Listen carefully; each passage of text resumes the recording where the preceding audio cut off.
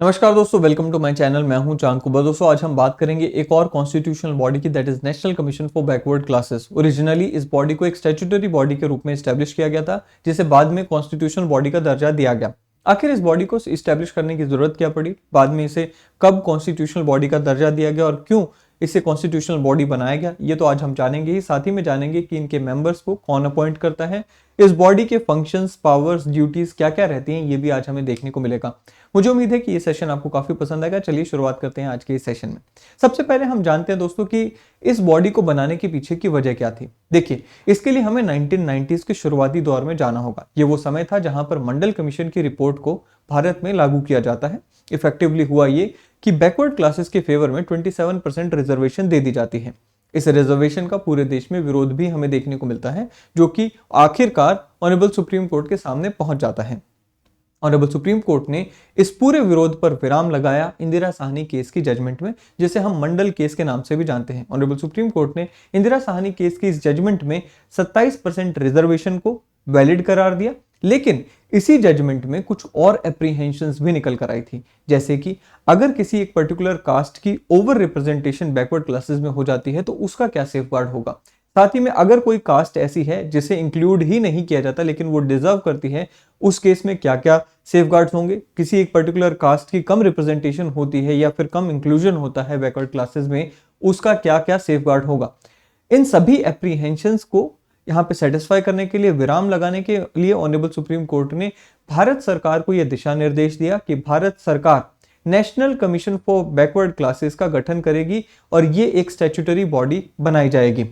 अब ये national commission for backward classes next year, that is 1993 में इसका गठन कर दिया जाता है और इस तरह से हमें देखने को मिलता है कि ये बॉडी बनकर आती है।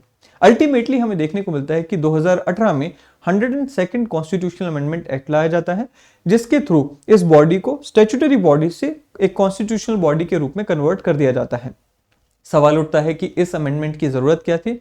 तो देखिए, इसकी जो पैरेलल बॉडीज हैं, that is national commission for scheduled caste and national commission for scheduled tribe, ये दोनों ही कॉन्स्टिट्यूशनल बॉडीज हैं एंड कॉन्स्टिट्यूशनल बॉडी होने के नाते इनकी अथॉरिटी काफी ज्यादा थी as compared to national commission for backward classes. Now these three bodies should be at par and यही डिमांड काफी लंबे समय से उठ भी रही थी और इसी डिमांड को पूरा करने के लिए 102nd कॉन्स्टिट्यूशनल अमेंडमेंट एक्ट लाया गया। इस कॉन्स्टिट्यूशनल अमेंडमेंट एक्ट के द्वारा आर्टिकल 338 को भारत के संविधान में लाया जाता है एंड उसी से हमें देखने को मिलता है कि इस बॉडी का गठन एक कॉन्स्टिट्यूशनल बॉडी के रूप में हो जाता है। इतना ही नहीं, इस बॉडी के जो फंक्शंस हैं उन्हें भी इंक्रीज कर दिया जाता है इस पूरी अमेंडमेंट के द्वारा।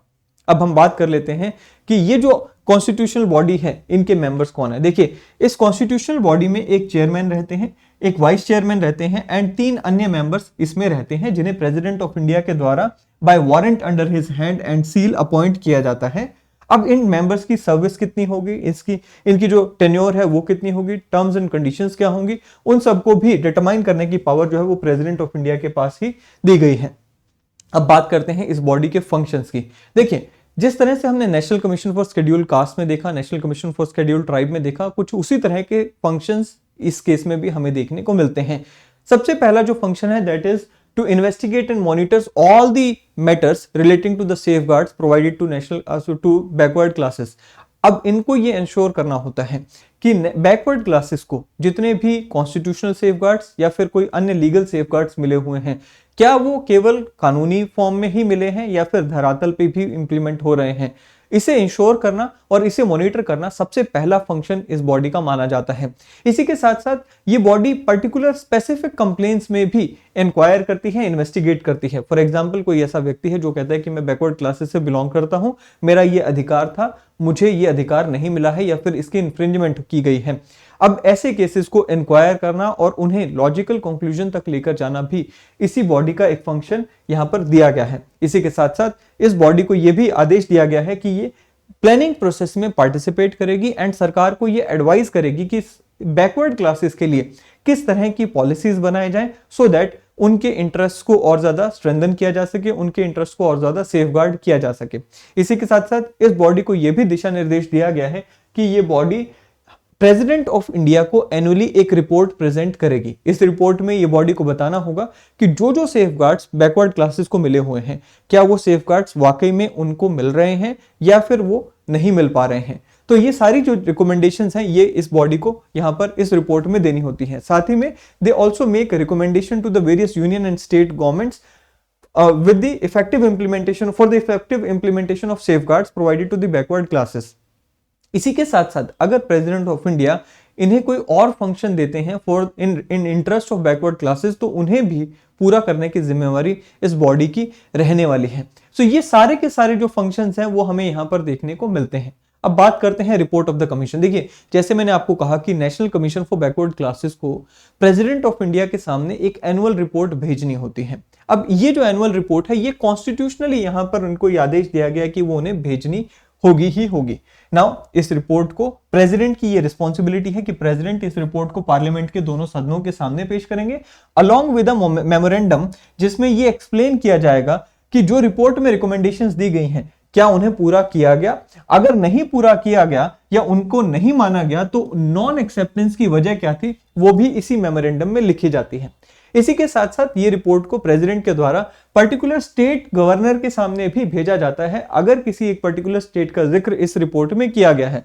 फॉर एग्जांपल, अगर इस कमीशन की रिपोर्ट में ये कहा गया है प्रेसिडेंट को कि लेट्स से गुजरात में ये इश्यूज आ रहे हैं बैकवर्ड क्लासेस को, तो गुजरात के गवर्नर को इस रिपोर्ट को भेजा जाएगा। अल्टीमेटली सरकार उस रिपोर्ट पे क्या बेसिस, उस रिपोर्ट पे क्या एक्शन लेती है वो भी, एंड ये रिपोर्ट को भी वहां की स्टेट लेजिस्लेटिव असेंबली के सामने पेश किया जाता है।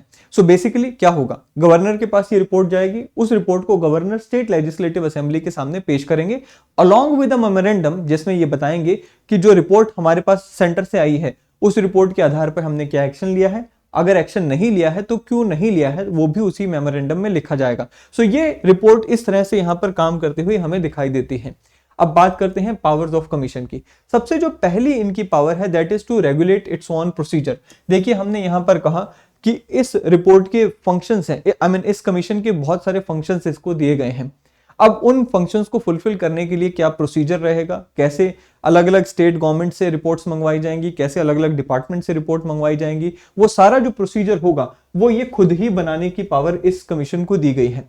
साथ ही में अगर ये कमीशन कोई पर्टिकुलर केस को इंक्वायर कर रहे हैं, पर्टिकुलर कंप्लेन को इंक्वायर कर रहे हैं, तो उस समय इस कमीशन के पास वही पावर्स होंगी जो कि एक सिविल सूट के पास, एक सिविल कोर्ट के पास होती हैं जब वो एक सूट को ट्राई कर रहे होते हैं। सो बेसिकली ये कमीशन जो है कोर्ट की तरह ही यहां पर एक्ट करना शुरू कर देता है। अब जैसे कि summoning and enforcing attendance of any person, यानी कि किसी एक व्यक्ति को बुलाना और उसको उसकी अटेंडेंस को एनफोर्स करना, उससे शपथ लेकर उससे कोई बात पूछना। साथ ही में कहते हैं जी रिक्वायरिंग और डिस्कवरी और प्रोडक्शन ऑफ एनी डॉक्यूमेंट, सो किसी भी प्रकार की कोई डॉक्यूमेंट कोई सरकारी ऑफिस से, कोई कोर्ट से या फिर किसी व्यक्ति से मंगवाना, वो इनका एक लीगल राइट बना दिया गया है। साथ ही में किसी से एफिडेविट पे एविडेंस लेना, रिक्विजिशनिंग रिकॉर्ड्स, पब्लिक रिकॉर्ड्स को लेना किसी कोर्ट से या फिर किसी ऑफिस से, वो भी इनको अधिकार दिया गया है। Issuing summons for the examination, अब किसी को एक विटनेस के रूप में बुलाना हो वो भी इनको अधिकार दिया गया है कि किसी को ये विटनेस के रूप में बुला सकते हैं या फिर किसी डॉक्यूमेंट को ये मंगवा सकते हैं, या फिर any other matter which the president में डिटरमाइन, वो भी इनकी जुरिस्डिक्शन में आ जाता है। तो ये यहां पर हमें देखने को मिलता है कि इनकी पावर्स हैं। कहते जी the central government and the state government are required to consult the commission on all major policy matters. तो ये हमने यहां पर देखा कि ये इनका भी फंक्शन है एंड ये सेंट्रल एंड स्टेट गवर्नमेंट को भी ये आदेश दिया गया है कि आपको भी इंक्वायर करना होगा, वॉलंटरीली इंक्वायर यहां पे राय लेनी होगी किसकी, national commission for backward classes की। सो ये थे कुछ पावर्स, फंक्शंस, ड्यूटीज जो हमने यहाँ पे डिस्कस की। साथ ही में हमने जाना कि इस कमीशन को लाया क्यों गया। ये एक इंपॉर्टेंट टॉपिक बन जाता है एंड क्वेश्चंस इसमें से पूछे जा सकते हैं। वीडियो पसंद आए तो इसे लाइक करना एंड शेयर करना ना भूलें, चैनल को सब्सक्राइब करना ना भूलें। अगले सेशन में फिर मिलेंगे। Till then thank you, have a great day ahead.